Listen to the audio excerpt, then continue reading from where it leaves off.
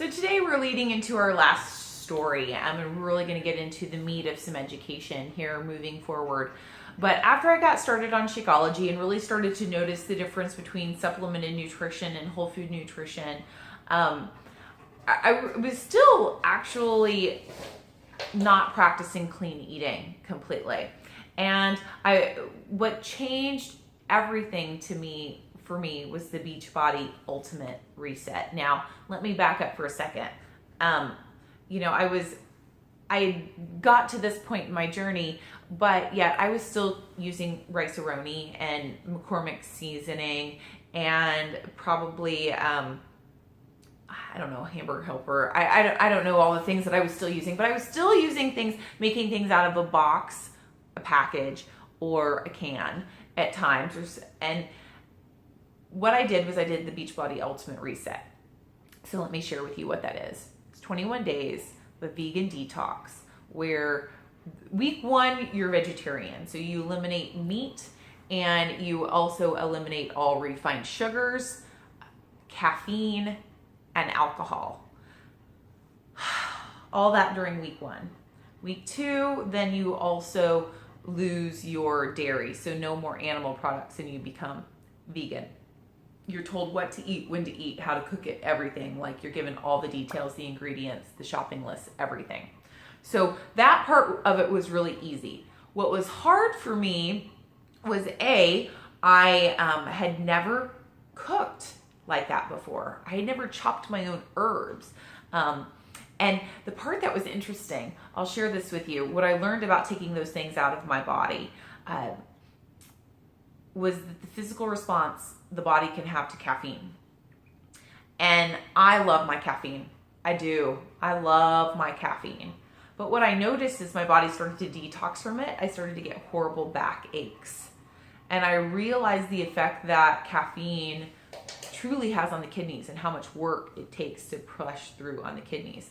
So if you're someone who struggles with back pain or so on, and if you drink a lot of caffeine, that actually might be a part of your issue.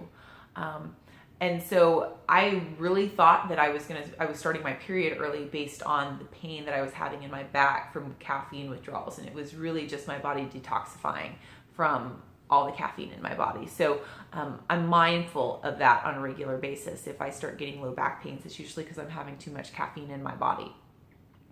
And what I also learned was the effect of cheese. So, and hormonally how food affects us. So we have our healthy fats, right? And we also have, so that's avocados and nuts and so on. And we also have our animal fats like cheese and yogurts and so on. But are you familiar? Did you know cheese? Do you know that it's really, really, really addicting? Do you know that?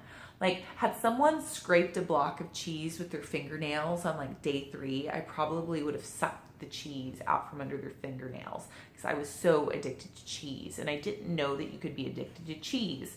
Now go down the rabbit hole with me.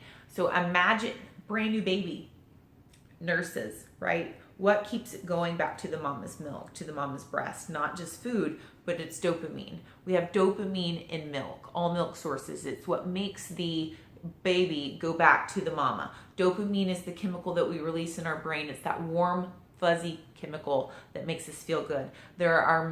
We have dopamine receptors in our brain. There are several different drugs like heroin that cause dopamine receptors to go off in our body. So cheese is the most concentrated form of dopamine out there. And so when you eat cheese, it gives you that warm, fuzzy feeling because of the dopamine receptors in the brain. So I learned that's why people keep going back to cheese. So FYI, if you think you're addicted to cheese, you might really be addicted to cheese. And that's what I learned, is that I was addicted to cheese. And so I needed to be more conscious of the amount of cheese that I gave my body on a daily.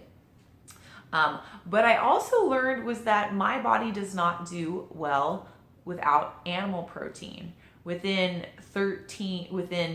21 days, I lost 13 pounds. And I didn't have the 13 pounds to lose. And so what I realized was that my body needs animal protein to maintain weight.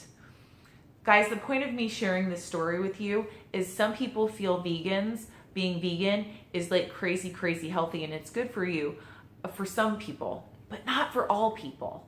So the important part is to truly listen to your body when you're experimenting with all of this. Notice the subtleties in your body. How does it How does it respond? I learned that my body does better without high levels of gluten, without high levels of cheese and dairy, and with animal protein is what I learned through that process. I also realized too, I really think some of my mental fog that I had was from all of the chemicals and some of the foods that I was using, because if something is made to sit on the shelf for a long time, what do you think it's doing to your body? So start to become aware of the ingredients and all the things around you. Start to become aware of how certain foods make you feel, because just because it's healthy for one person doesn't mean it's right for your body. Okay? So clean eating is truly eliminating all of the processed foods from your diet. And that's what we're striving for within this system, within this organization, within this process, is eliminating all of the stuff that has the excess sodiums, the excess fillers in there, because sodium, which you're going to see in your rice-a-ronis and all of those things, actually are contributor to heart disease and a lot of those issues that we have in our society right now. So I hope this serves you. I hope you're more mindful about anything that you cook that's out of a box. Comment below, let me know, are you still cooking anything out of a box, and what's the brand that you use the most? Share with me.